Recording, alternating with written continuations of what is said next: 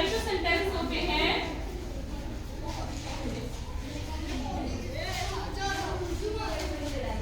जैसे no smoking, no parking, ठीक है। इस तरह के कुछ वर्ड हमें लिखे होंगे कहीं आसपास पब्लिक में कि नो स्मोकिंग, नो पार्किंग, तो ये हमारा क्या हो गया भाई, जेड में काउंट होगा, ठीक है। उसके बाद हम कहां पर यूज करेंगे इसका, बिजी और वर्ड, बिजी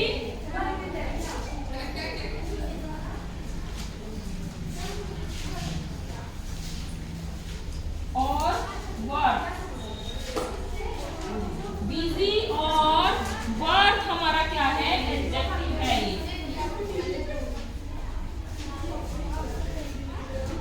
एडजेक्टिव के बाद भी हम क्या यूज करेंगे, जेड का यूज करेंगे।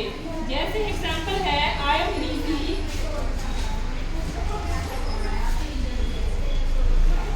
इन पैकिंग, ठीक है। आप देखो बिजी वर्ड आ गया, बिजी के बाद हमने क्या यूज किया, यहाँ पर जेड का यूज किया है। इसी तरह से दूसरा सेंटेंस है this book is worth reading। अब ये हमारा यहाँ पर क्या आ गया, जेड आ गया बिजी के बाद, और वर्ड हमारा जो एडजेक्टिव है उसके बाद हम क्या यूज करते हैं, हमेशा जेड का यूज करते हैं। अब हमारा थर्ड पॉइंट क्या है कि जहां हम जेड का यूज करते हैं, यूज्ड टू, यूज्ड टू। अब जो ये हमारा यूज्ड टू है, इससे अगर यूज्ड टू से पहले, यूज्ड टू से पहले इज एम आर लगा हो तो हम जेड का यूज करते हैं।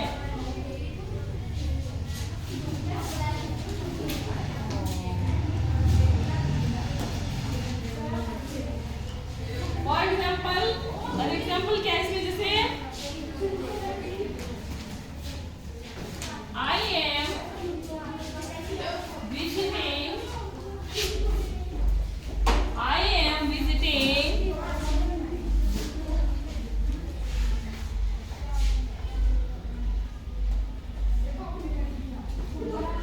I am used to visiting trade fairs, ठीक है। I am used to visiting trade fairs। अब देखो यहाँ पर हमने used to का यूज किया, used to से पहले अगर हमारा m लगा हो, is लगा हो या r लगा हो तो उसके बाद हम जेड का यूज करेंगे, यानी मेन वर्ब के साथ ing का यूज करेंगे। तो एक एग्जांपल और लिखते हैं,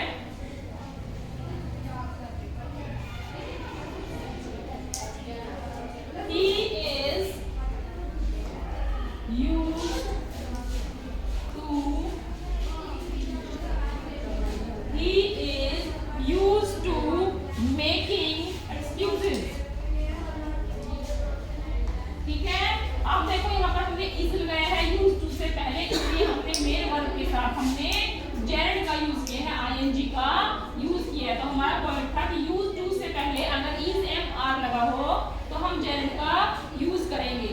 अब इसमें अगला रूल क्या है हमारा, it is no use, it is no use के बाद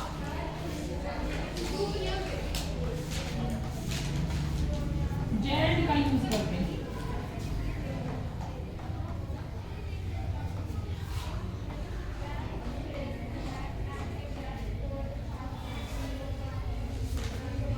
अब एग्जांपल क्या है, इट इज नो यूज, आप जैसे पेपर में इस बार सेंटेंस किया था हमारा, यही वाला एग्जांपल लिखते हैं, इस बार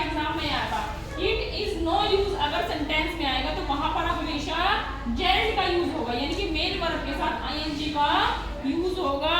it is no use crying over spilled milk.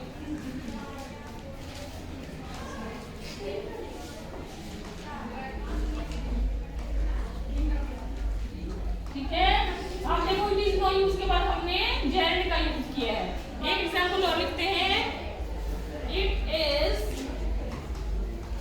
No use, it is no use waiting for her now. ठीक है, अब इट इज नो यूज के बाद हमने क्या किया है, मेन वर्ब के साथ आईएनजी का यूज किया, तो ये हमारा क्या काउंट होगा, जेरेंड काउंट होगा। ठीक है, अब अगला हमारा क्या एग्जांपल है, ऑब्जेक्ट टू के बाद, ऑब्जेक्ट टू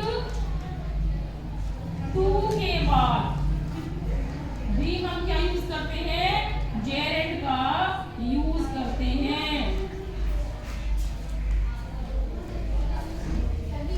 एग्जांपल है जैसे he objected to me, he objected to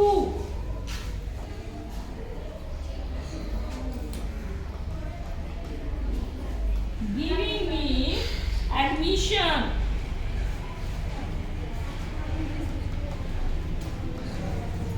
ठीक है, he object to giving me admission. हम देखो ऑब्जेक्ट टू के बाद हमने क्या लगाया, यहाँ पे गेट का यूज किया, यानी मेन वर्ब के साथ आईएनजी का यूज हुआ है। इसका एक एग्जांपल और लिखते हैं हम, they objected to playing on the डैमबोर्ड।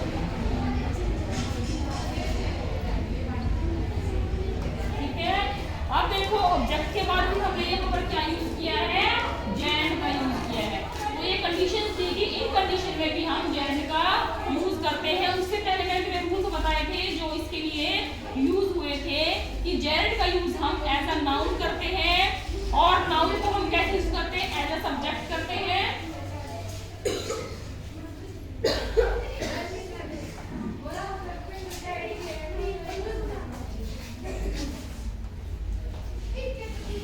Gerund को एज अ नाउन यूज करते हैं।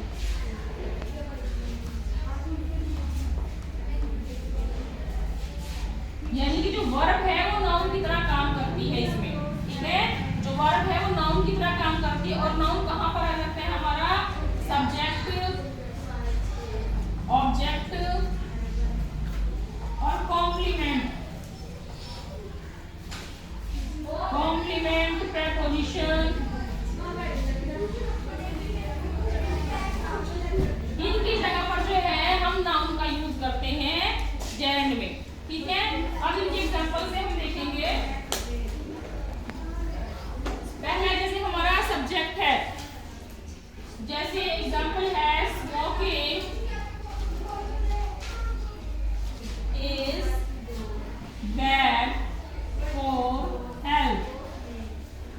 अब देखो इसमें स्मोकिंग हमारा कहाँ पर आया है, सब्जेक्ट की जगह पर आया, तो ये एज ए सब्जेक्ट यहाँ पर यूज हुआ है, लेकिन ये हमारा क्या है, जेरेंड है।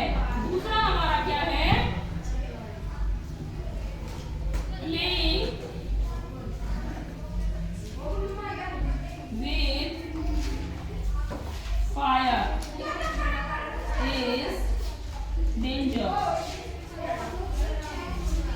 Playing with fire is danger, तो ये भी हमारा सब्जेक्ट की जगह पर यूज हुआ है।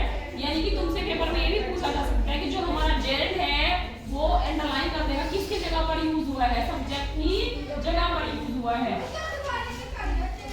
ठीक है, अब नेक्स्ट हमारा कौन सा था, ऑब्जेक्ट। I avoid smoking. अब देखो यहाँ पर स्मोकिंग लास्ट में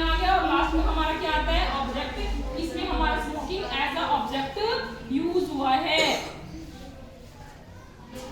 अब नेक्स्ट इसमें है प्रेपोजिशन। प्रेपोजिशन की जगह हम कैसे इसको यूज करेंगे?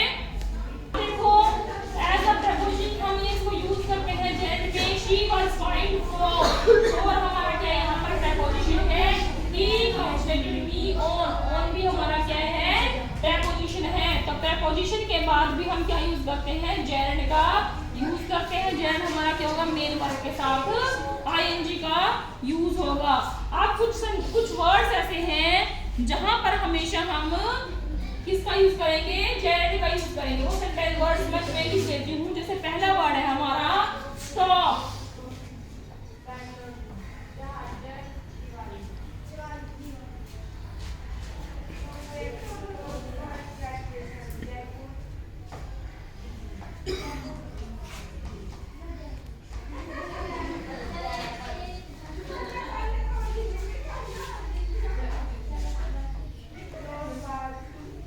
ये कुछ वर्ब है जिनके बाद हमेशा जेरेंड का ही यूज होता है। वो कौन कौन सी है? Stop, finish, stop, finish, prevent, avoid. अब देखो कुछ हमारी वर्ब्स हैं जिनके बाद हमेशा जेरेंड का यूज होता है। कौन कौन सी है? Stop, finish, prevent, avoid, risk, admit, deny, start, love, hate, recollect, delay, postpone, defer, enjoy, fancy, imagine, forgive, pardon, excuse, suggest, और इसमें है keep, ठीक है, keep, consider, involve,